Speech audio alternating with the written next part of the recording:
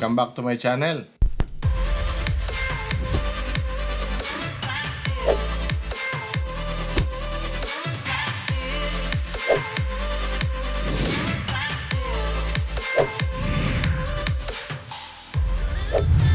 Umpisa na natin.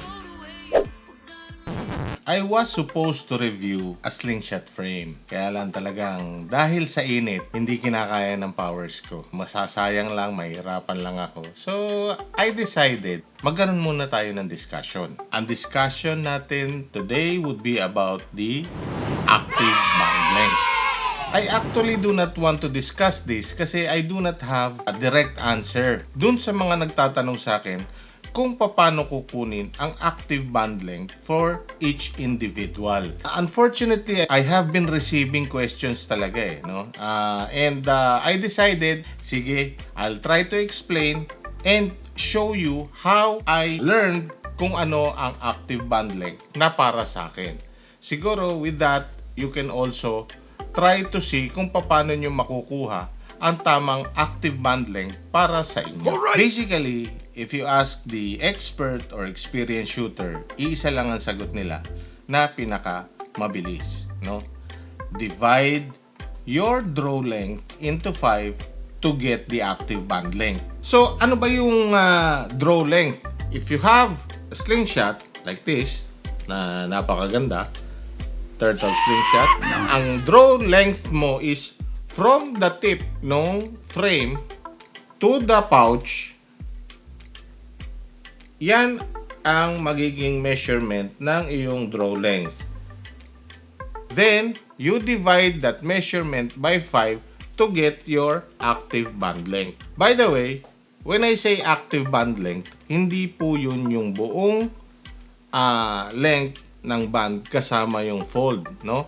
We will start the active band length dito sa tip ng frame until dito sa fold na ginamit mo sa pagtali ng pouch. Pasensya na kayo daan yung aso ko Makulit. Gusto talaga sumikat Sundan niyo po siya sa TikTok niya. Baste arf. Nawala tuloy ako. Anyway, going back to the answer ng mga experts na divide your draw length by 5 to get your active band length. No? Marami naman po sumusunod dito and many are happy. Actually, when I started, ganun din ang ginagawa ko. Unfortunately for me, hindi ako satisfied with the result. Why? Because unang-una, I have issues with my hands, no? How I hold the pouch. Kaya it is better for me to have a lighter setup. I've researched and asked so many questions sa mga experts natin dito, and this is what I've learned. There are a lot of factors that we should consider when finding our active band length. I want to discuss with you the 3 major factors na naka-apekto sa akin personally. That is why I had a hard time getting my active band length. The 3 major factors is the latex or the brand of the latex, no? 2 would be the taper size, and 3, of course, yung capability ko as a shooter, no, yung strength of the individual. First, when we're talking about different brands of latex, sabi nga nila, not all are created equal. Galing ko, no? Nabasa ko lang po. Anyway, I prepared 3 kinds of latex. Iba-iba po ang brand niya, pero they have the same thickness. There are latex na ang elasticity nila is 5 times yung relaxed state nila. Meaning, kung halimbawa, you have a 5 cm na latex, you can stretch it up to 25 cm.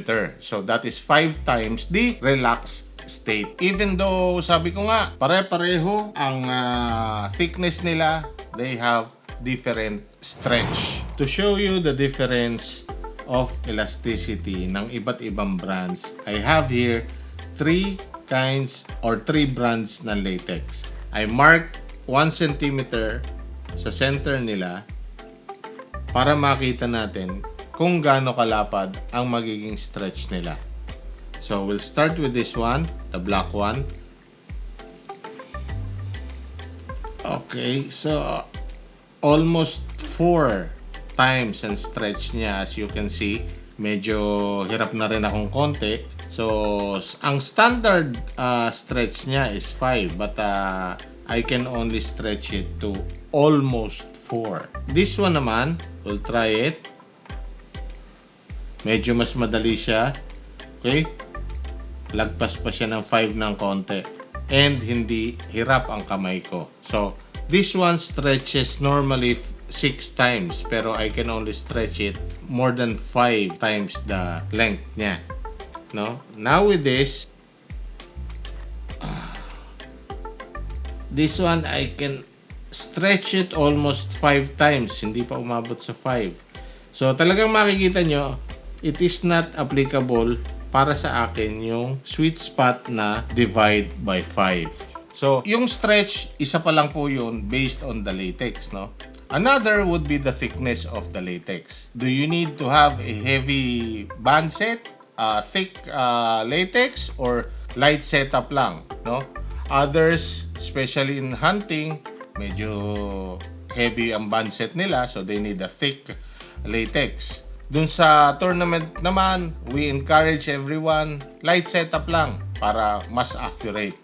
Anyway, the thickness plays a major part of the stretchability. If halimbawa you are using 0.5 cm, 0.5 mm rather, na bands tulad nito, I can easily stretch it, no? Na komportable ako. But if I am using a 0.7, I already have difficulty stretching it. At the same time, now what will happen is, may problema na ako in controlling the pouch. So, we need to know the characteristics of the brand of latex that we are using para ma-maximize natin ang paggamit nito. For those na would like to test their latex, no, I would suggest you start with a straight cut. Huwag nyo munang gayahin itong ginawa ko na tapered cut.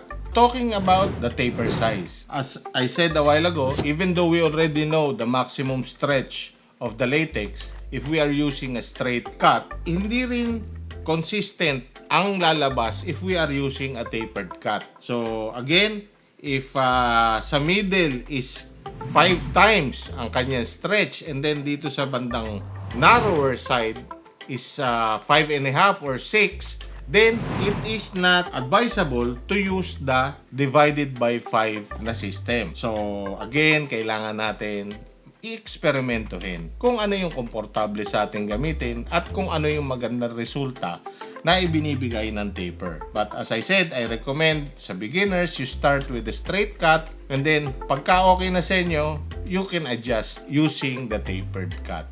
Now, we go to the strength of the shooter. Standard nga, sabi nila, the shooter can stretch the latex 5 times its length. Pero with me, as you can see, yung stretchability na 6 times dapat, hanggang 5 times lang ako, it's clear na I have a weak draw. So if I will follow yung times 5, what will happen is I will have difficulty na mag-draw. And ang mangyayari, ipipinch ko ng todo yung pouch, and it will result to speed bumps or errant shots, which I do not like. So with that, I cannot follow the times 5 na stretch or na cut. Tama ba yun? Times 5. Divided by 5. Yung from draw length, divided by 5 to get the active band length. Alright. Nalilito na tatay nyo sa sobrang init. Before we continue, shout out muna tayo. Shout out to Obetsky Vlog 3820. Thank you very much po for the support and keep on watching. And syempre, invitation ulit tayo dahil malapit na ang May 21. I would like to remind everyone that the next PSF... Bakit ka tumatawa? Si Baste. Wow naman. Antok na siya. Sorry talagang magulo ngayon ang mundo ko dahil sa init. Anyway, reminding po everyone na malapit na ang next PSF sanction tournament, no? Nagaganapin ito sa The Barracks sa Marikina Youth Camp. Event would start at around 8 o'clock a.m. and napakarami pong mga categories, no? There would be a marksmanship competition, yun yung beginner, pro, masters, ladies, and seniors. Doon po yun sa marksmanship competition. At meron pa po, there would also be a last man standing and king of 15 meters. And finally, there is a 5-man tactical shooting challenge. So, talagang kaabang-abang po ito. You can check the FB group of the marksman slingshot shooters. Andun po ang iba pang mga detalye. And if you have any questions, you can directly ask Sir Bobby, Ma'am Ella, and Kuya Ryan. So, sila po ang mga host at sila makakapagbigay sa inyo ng additional information. There are a lot of prizes. So, mark your calendars and see you there. So, final thoughts na tayo.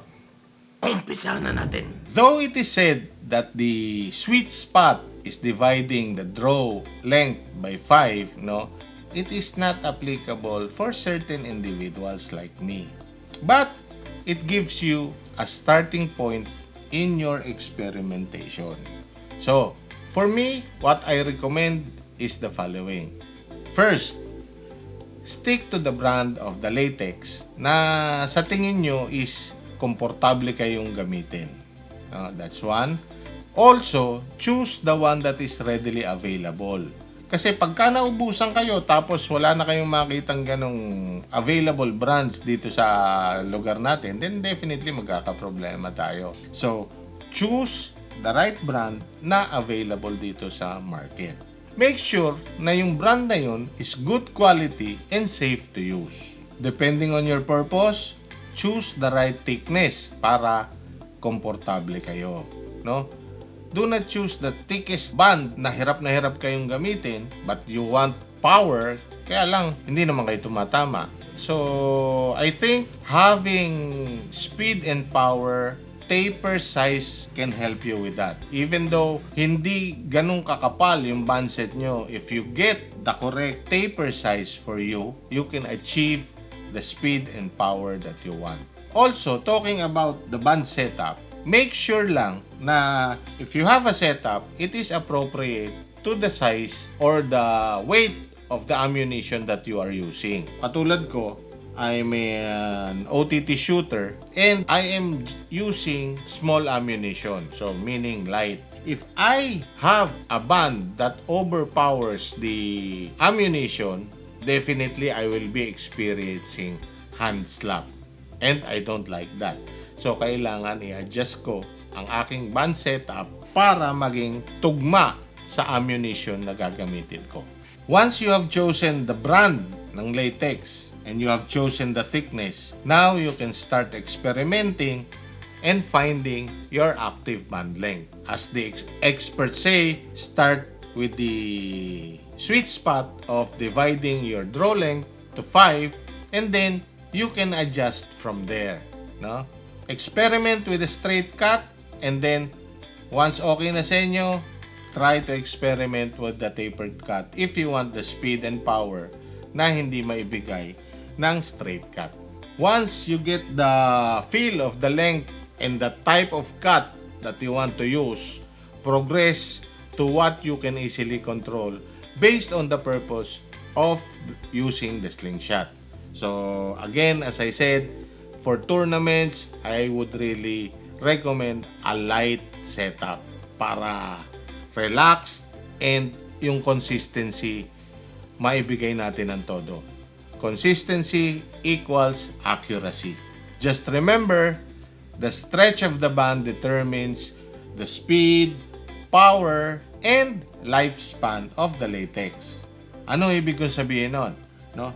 The more stretch you give the latex, it gives you more power, more speed, but it will shorten the lifespan of the bands na madaling masira kasi nai-stretch siya ng todo do sa maximum niya. And opposite that, if there is less stretch, then there is less power, there is less speed, but there is longer lifespan of the band set. So, Enjoy going down the rabbit hole. It would be a very difficult one.